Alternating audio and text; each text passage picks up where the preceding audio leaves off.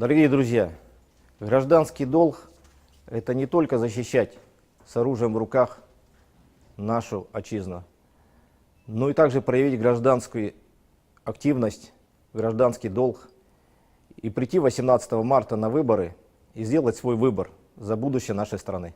23 февраля – День защитника Отечества.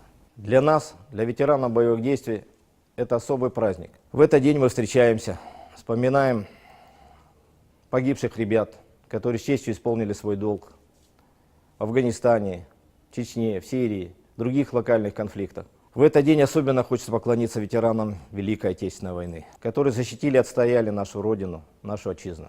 Хочется поздравить всех мужчин, которые служили в армии, мальчишек, которым предстоит служить в армии, защищать наше Отечество.